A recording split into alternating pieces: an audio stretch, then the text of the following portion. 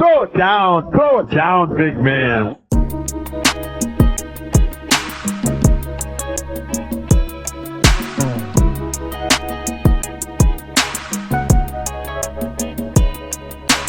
Welcome everybody back to the Throw It Down Big Fella podcast. I am your host, Greg Rufus. Thank you so much for joining me on this wonderful episode. You guys, I am in my studio. As you can see, I have the LeBron James jersey right behind me. If I can slide this over here, you can also see I have Penny Hardaway. Let me see if I can go back. Yeah, I got Penny Hardaway right there. I'm trying to see if I can get both of them into my frame, but I can just, if I had to choose one, I had to choose the GOAT. But try to work out the kinks here, you guys. But things will get better and better in this wonderful, wonderful studio. I will have guests here coming up. I got my boy Michael Miles. He'll be in here. Maybe some few extra guests. My boy Fred Yancey will talk about LeBron versus MJ. Probably several other guests. But you guys stay tuned for this wonderful, wonderful, wonderful podcast in the near future. But for this episode, you guys, talking Divisional Round NFL playoff recap. What amazing games we had this past weekend. Shockers among shockers. The Saquon Barkley went wild. The Mark Andrews game. I'm going to talk about all those games, and also preview the conference championship game as well. The Memphis Tigers unfortunately lost the game to Temple, but they won. They beat Charlotte Sunday. They're still ranked in the AP 25, ranked 24. We get into all that. In the Memphis Grizzlies MLK game, it was a thriller against Anthony Edwards and the Minnesota Timberwolves. I'll get into all that as well. But before I start, you guys, please, please, please subscribe to my podcast at Throw It Down Big Fella on YouTube. Also, like I said, subscribe on the YouTube channel and follow on Instagram. I also, you guys, have just started a website, RSS feed, so I can do audio only. So that'll be coming up in the future. I was trying to get that started up today, but I had the wrong card and wrong computer stuff, but I'll be better with that the next time, you guys. But please, like I said, show the podcast some love, and I have great guests coming in the near future. So please stay tuned for that. All right, you guys, let me start off first with the Memphis Tigers. Of course, you guys, the Memphis Tigers lost their game to Temple earlier this past week, but they rebounded against Charlotte. Impressive win. I mean, it was impressive that for them to, after that horrible loss to Temple Thursday, come back that following Sunday and win. They dropped from 18 to 24. They're still ranked barely, and I said this as soon as they lost their game. I was like, they can't lose any more games. They can't keep these games close because the conference itself, the American Conference, it's just not that good. It's not a great conference. The Memphis Tigers, their margin of error is very, very, very slim. Very slim. For them to lose that game on Thursday is just unacceptable. They should have never lost that game, but they did. I mean, credit where credit is due. Temple won the game fair and square on their home court. I thought it was kind of lame that they rushed the court after they defeated Memphis, but it's neither here nor there. But they found a way to win the game. But they were able to bounce back, like I said, Memphis, that Sunday game against Charlotte, able to pull it off. Congrats to Memphis Tigers. Their schedule coming up, they have Wichita State this week, Thursday, and also UAB to follow. I think it's that Sunday. So the rest of the way, I just feel like they got to win. They got to win the game, fair, plain and simple. There's no margin of error. I feel like this, even if they win their conference and they get to the conference tournament and they find a way to slip up and lose that game, unacceptable. They basically, in my opinion, this is just my opinion, they have to win the conference and they got to win the conference tournament, automatic bid, because there's no other team that I can think of in this conference that can probably get into the big dance. There's going to be one.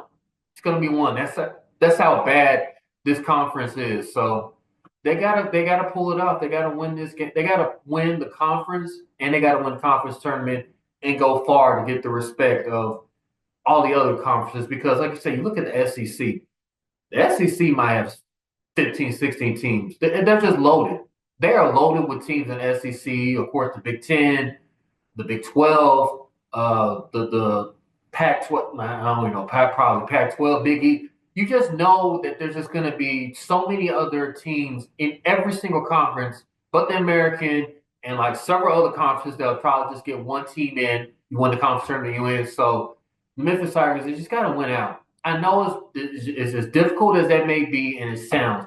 The Memphis Tigers have to win out the entire regular season into the conference tournament, and then they'll get to the big dance, and we'll just see what happens. But the pressure's on the Memphis Tigers. The pressure's on Penny Hardaway and his bunch, his coaching staff, others to keep them locked in because it's a long grind. We are not even in February. We're like not but 10 days into January. I mean, it's gonna start. I mean, conference is here. All conference play is here. No wins, loss. I mean, they gotta win. No loss acceptable. So here on out, Tigers got to go undefeated. What do you guys think? Let me know what you guys think in the comments section.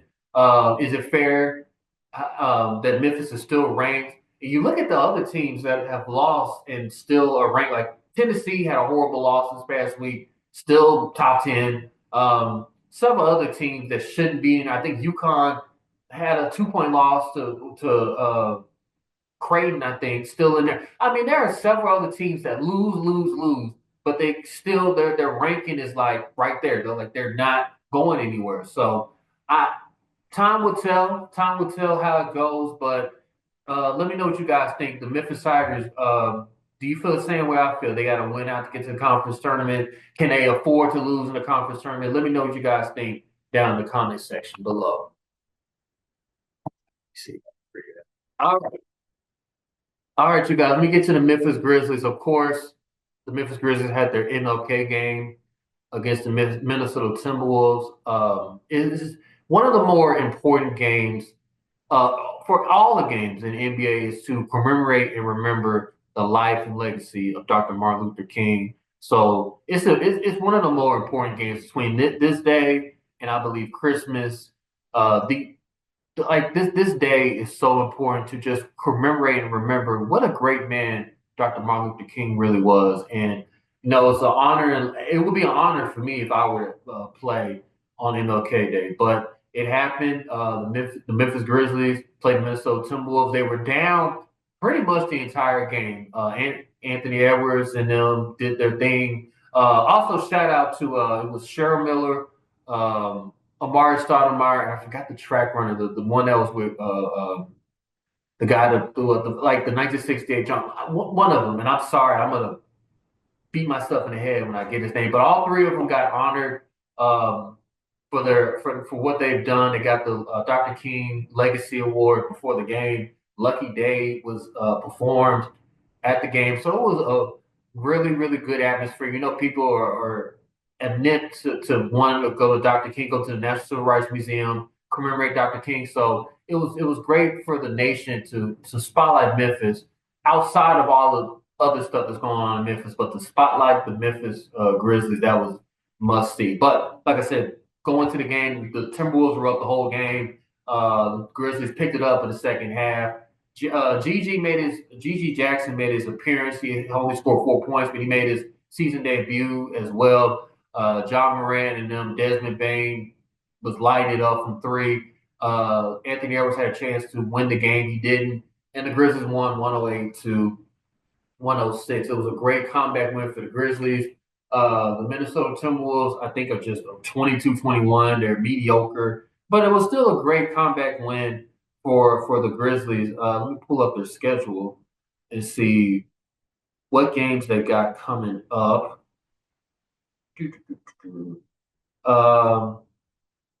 Probably should have done this before you guys start. Tomorrow they play the Charlotte Hornets, so another game that the Grizzlies should win.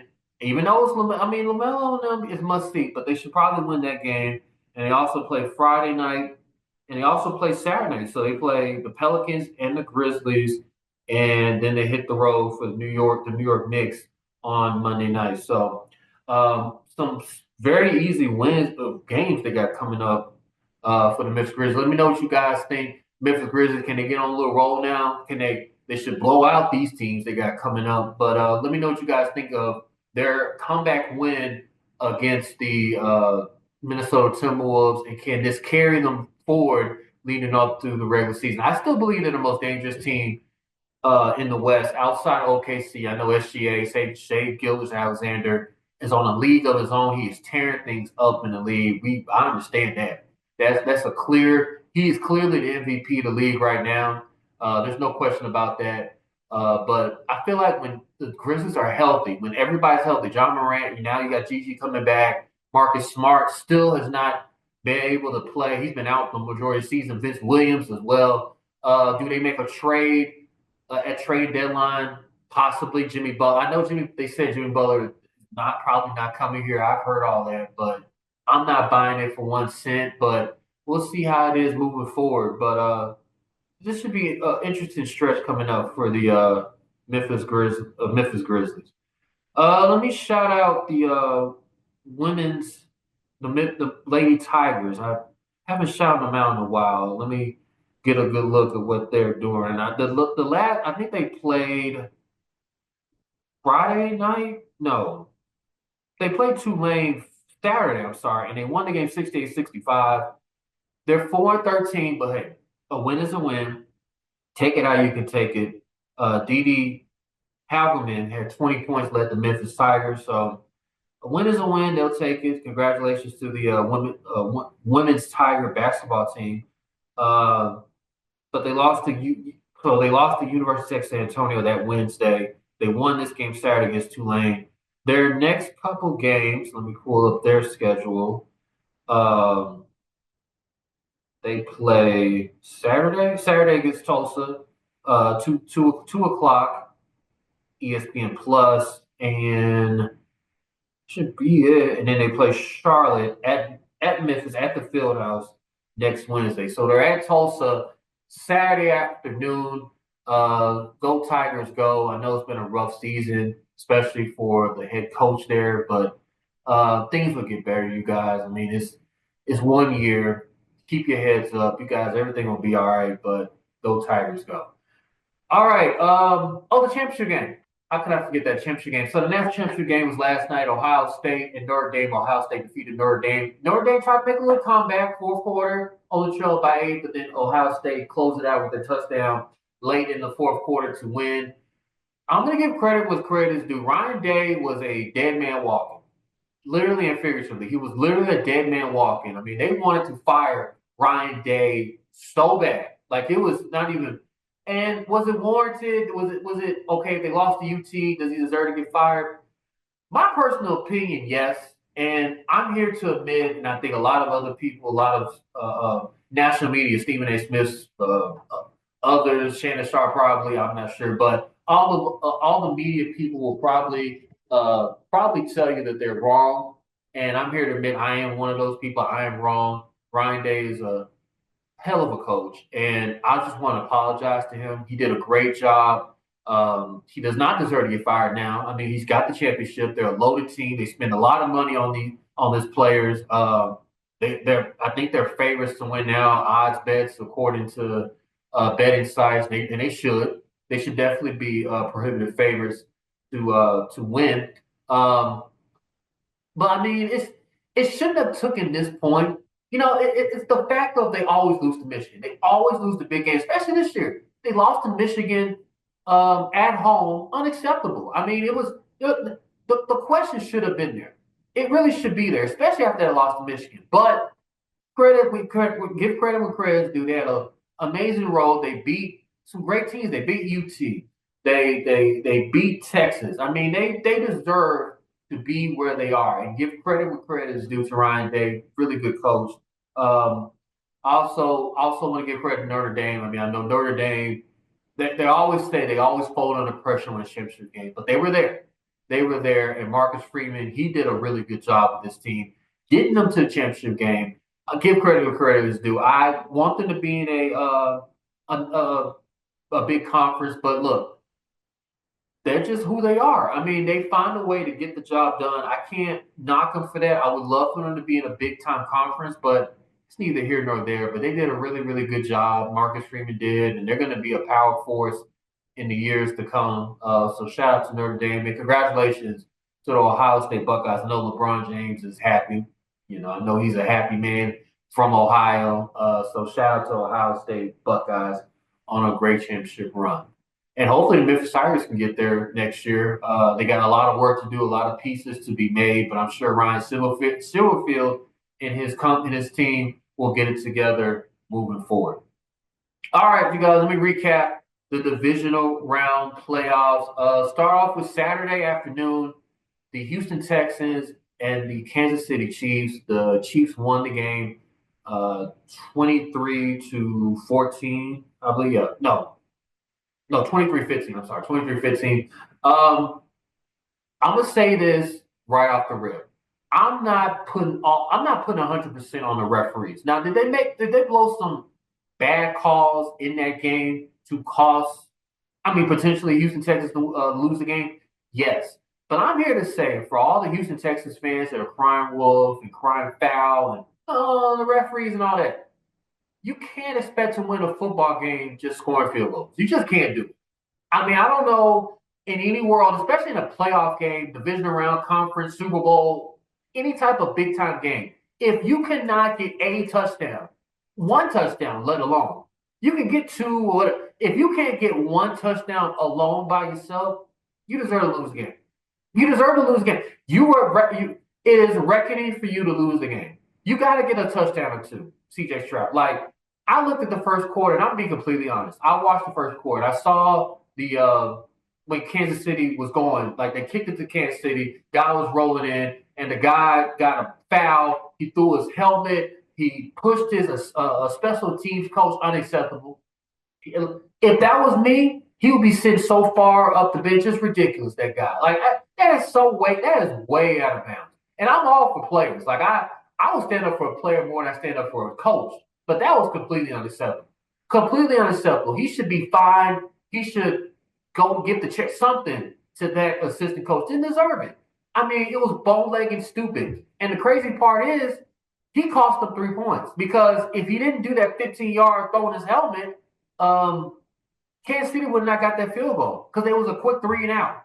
And because they had that 15-yard penalty, they were able to get the field goal. So Houston gets the ball down 3-0. I'm like, in a drive. And CJ is playing an efficient game. He didn't make no mistakes. He didn't throw a touchdown, but he didn't turn the ball over. So he played the best he could. But actually, he needed a touchdown too, like I said. But they drove down, got a field goal. At that point in the game, it's 3-3. At that point in the game, you need a touchdown right there. Make it 7-3 and put some pressure on Patrick Mahomes. Give them some type of heat. Because if it's 3-3, Patrick Mahomes is the coolest quarterback ever. Like, he is like MJ personified. MJ in his veins, Kobe Bryant, LeBron James, all the great players that you want to name. He's that. He's that under pressure. He is just that guy. He's just going to go down. Okay, I got another field goal. I'll get a touchdown to Travis Kelce, who wakes up in like December, January, doesn't really do anything in the regular season. I'm a little gripe about Travis Kelce because I had him on my fantasy team and he had his moments, but then there was a lot of low moments as well. But then he picks it up in the round that didn't really matter and all that type of stuff. But Travis Kelce's that card that you wait and then you just unpoof it out because it's time to play. December, January, February, it's time to play. Playoff time, it's time to play. But he had a touchdown, and that's how the Kansas City Chiefs roll. They find a way to win the game, and it's an ugly fashion, but they get touchdowns. You need a touchdown or two. You cannot go a game and just have field goals. You just can't do it. So I felt like once that first quarter, I kind of turned it off, and then I went and took a nap, and then I woke up and saw the final score. I'm like, I'm not surprised. I mean, I'm really not surprised. You cannot win a game against the two-time defending champions not have a touchdown or two. Just not going to happen. So congratulations to Kansas City. They move on. They play the Buffalo Bills because you know why? The Buffalo Bills beat the Baltimore Ravens 27-25 on the game where it's going to always be remembered. Even as great as Lamar Jackson played, and Josh Allen played efficient. He didn't throw a touchdown. He rushed for a touchdown, didn't throw for a touchdown, didn't throw a pick, didn't turn the ball over. But it's going to be known as the Mark Andrews game. I'm sorry. Mark Andrews, great tight end, probably future Hall of Famer, had two crucial mistakes in the fourth quarter. Fumbled a ball, could have scored right then and there. and also the 2-point conversion. He dropped a potential 2-point conversion. This game is going to be remembered as Mark Andrews, and I'm sorry. I mean, but it is what it is. It's playoff football time. Was it I mean, I've heard a lot of critics. I especially saw this as I was coming into the studio. Chris Sims was pointing out how Lamar should have thrown it a little bit better. Like it was a little shaky and it was a little hard for Mark Andrews. Look, Chris Sims, I respect you as an analyst, even as a football player, but you're dead wrong. Completely dead wrong. This is all Mark Andrews. And Lamar Jackson as well. That entire offense just it crumbled. It crumbled. Even with Derrick Henry, another future Hall of Famer. You have 3 future Hall of Famers on that offense. Lamar Jackson, Mark Andrews, and Derrick Henry. All 3 future Hall of Famers. They couldn't get the job done. Couldn't get the job done. And so it's very unfortunate and sad, but it happens that way. But it was still a great game. I give all the credit to the Ravens. I just want Lamar Jackson to at least the AFC Championship game or the Super Bowl. Will that happen? I'm sure it will, but it's just very, very, very unfortunate and just very sad. But it is what it is. Congratulations to the Buffalo Bills. They play Kansas City this Sunday, Conference Championship, AFC. It will be on CBS. I look forward to that game. Kansas City is actually a 1.5-point favorite in that game. It should be fun. It should be fun, and I'm just excited to see how that plays out. Let me know what you guys think about what I mentioned about the AFC side, Houston, Kansas City. Do you put all the stock on the referees? Did the referees really just screw over Houston? And also with Baltimore, Kansas City, who do you blame for Baltimore? Do you blame coaching staff, John Harbaugh, for not getting the ball to Derrick Henry? Do you blame Lamar Jackson for his turnovers?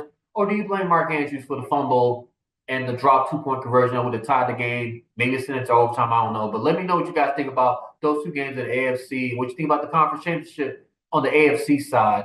Let me know. Hit me up in the comment section here on the Throw It Down Big Fella podcast. All right, quickly, NFC. Shocker, shocker, shocker of the day. Shocker, shocker of probably the past couple of years. The Washington Commanders beat the Detroit Lions 45-31.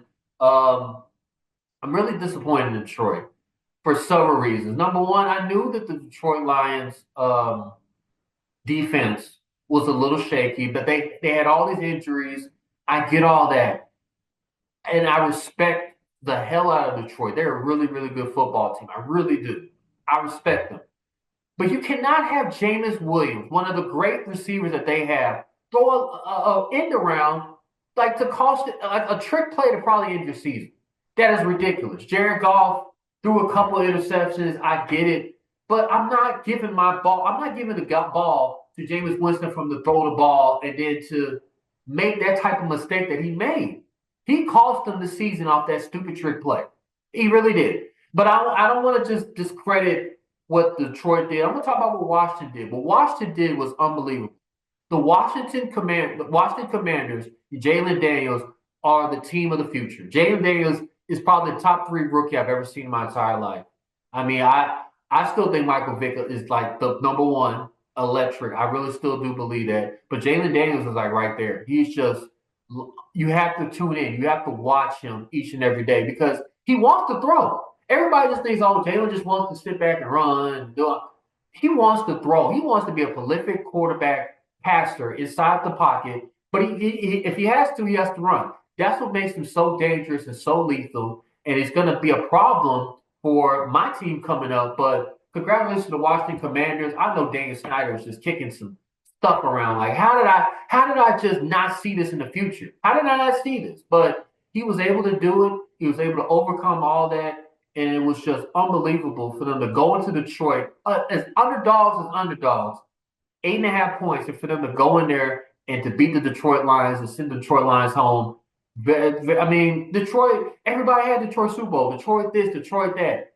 I like Detroit. I like their offense. But as the saying always goes, Detroit's going to always Detroit. And Detroit did. Jared Goff, his turnovers. Jameis Williams, that play calling. Ben Johnson, who is now the head coach of Chicago Bears. I mean, he could be a good coach, but that play calling was not it, man. That play call was not it. And I respect Dan Campbell. What a good coach they got. They're going to be a problem for years to come. I just think everybody was greasing them up a little too much and they had them on a high stool just a bit too much. But they're going to be a great, great team moving forward. I have none but respect for the Detroit Lions. The Washington's moving on.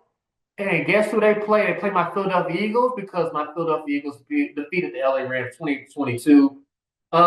Snowy second half. Of course, first half was a little, but then the snow picked up in the second half.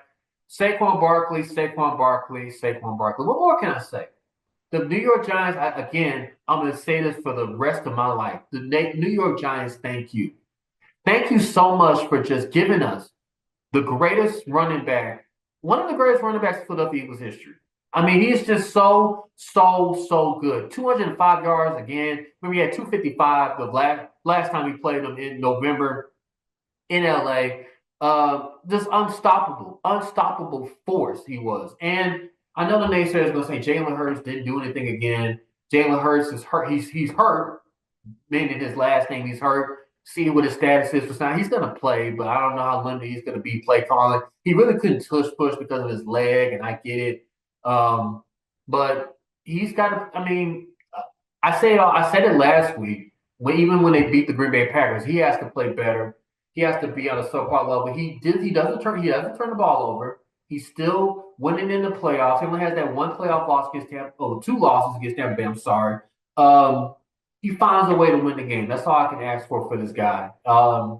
Just a great team win. It was an ugly win. I get it. Matthew Stafford, hats off to him. Puka Nacua, all of them. Demarcus Robinson had a really good game. Shout out to him as well. There's our defense. I mean, Jalen Carter. I'm just going to say this. Jalen Carter with that sack on third down. The false start helped as well, too. But shout out to him because they're ready to kill two people. Jake Elliott for missing 2 extra points and Lane Dickerson for that false start when they were 4th and inches and was probably about to score, but he false started that settle for a field goal. It was just a team win, snowy game. I have to probably check the forecast for the Philadelphia Eagles game against Washington. NFC East rivals. The rivalry goes back way before I was born. That's going to be fun. NFC East rivals at its best. The Washington has not been in an NFC Championship game since 1992. 1992. Cowboys ain't been since 96. So, hey, Cowboys fan, I'm sorry, but the Washington Commanders are now in the NFC Championship game with a rookie. Time is on clock. I mean, it's on the clock for the Dallas Cowboys. I hate to just bring it up about Dallas Cowboys and rub it in their faces, but I'll rub it in a little bit. Shout out to them. Still not having a head coach. They interviewed Kellen Moore. I mean, he could probably be a good head coach, but currently right now he's our offensive coordinator. So wait till after the season. Leave my guy alone. We got to focus on the game coming up. So, like I said, conference championship, AFC side, you have Kansas City and Buffalo. NFC, you have Washington and Philadelphia. Both games on Sunday. I will probably try my best to have a recap of the NFC Championship game. I'm going to be here in the studio working on some stuff, but maybe as time permits, I can probably get on right quick and recap the NFC side because that game's at 2 o'clock. So it'll probably be about 5:30-ish when that game is over. So I'll keep you guys informed on that. So it should be really, really, really good games. All right, you guys, that will conclude again, a wonderful episode of the Throw It Down Big Fella podcast. Thank you so much for joining me in my studio. I'm going to show the studio again one more time. I got to show the picture. All right, turn it. All right. And there's going to be stuff on the TV as well, but I just wanted to just point that out to you guys right quick. Thank you so much. I will have another episode out in a couple of days with my boy again, the one and only Michael Miles. He will be back. We'll have a wonderful discussion, enlightening conversation. I think you guys will enjoy. But for this episode, again, you guys, please subscribe to my podcast and Throw It Down Big Fella on YouTube. Please show this podcast some love. So I will see you guys next time. For your host, Greg Rufus. Until then, peace out. Throw it down, big man.